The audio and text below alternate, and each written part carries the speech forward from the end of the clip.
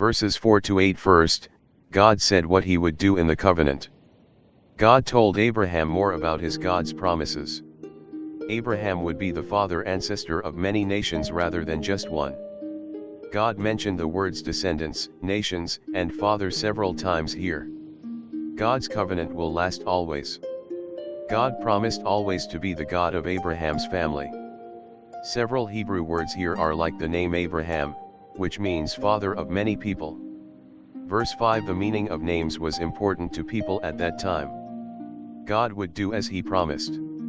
Abraham's new name showed this. God would give a son to Abraham and Sarah, and they would have many descendants from that son. So Abraham would really be the father of many people. Verse 6. God promised that some descendants of Abraham will be kings. This was the first time that God made this special promise. Verse 7. God would be the God of Abraham's descendants. They would be his special people. Verse 8. God repeated his promise about the country called Canaan.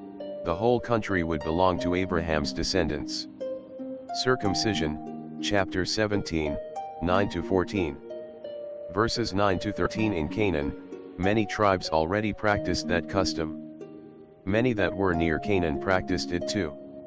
Such people usually circumcised a boy when he was becoming a man. But God tells Abraham to circumcise babies too. And Abraham must also circumcise all the men and boys. The circumcision shows that they are part of God's family. Circumcision is evidence to show the covenant. Verse 14. God said that every male Jew should receive circumcision. Anyone who refused was not obeying the covenant with God. So that man was not joining in with the covenant. And he would not continue to belong to God's people. That man's family would send him away.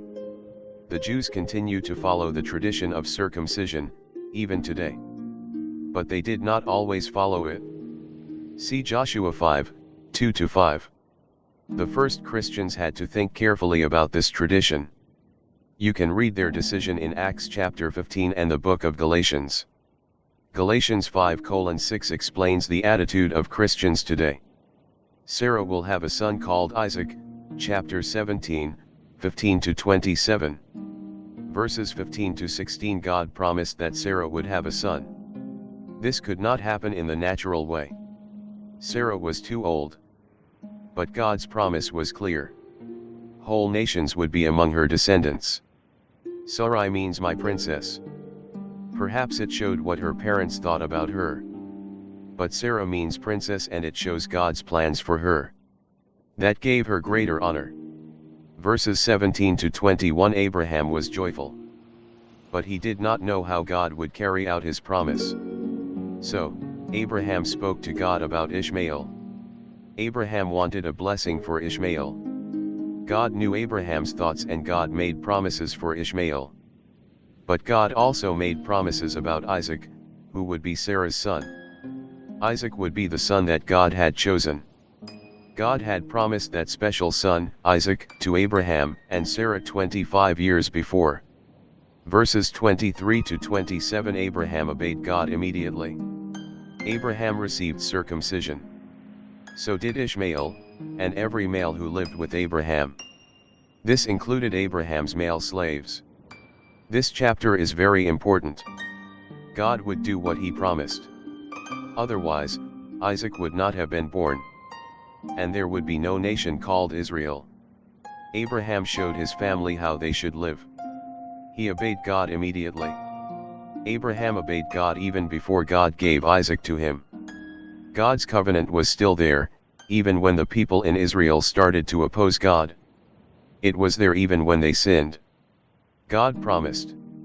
1. That he would always be Abraham's God. 2. That Abraham would have very many descendants. 3. That Abraham's family would have their own country.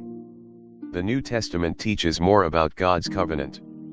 Because of Jesus, people who are not Jews can join in with God's covenant. God had promised to bless his people. And Christ made God's blessing complete. In the Old Testament, there are several passages where the writer mentions circumcision of the heart or mind. Look at Leviticus 26, 41, Deuteronomy 10, 16, 30, 6, Jeremiah 4, 4. Circumcision was physical evidence that people obeyed God. But circumcision of the heart meant that Israelites had to obey God in every way. That included what they thought. It included what they said. And it included what they did. In the New Testament, Paul talks about that. He discusses it in his letter to the Romans chapters 2 to 4.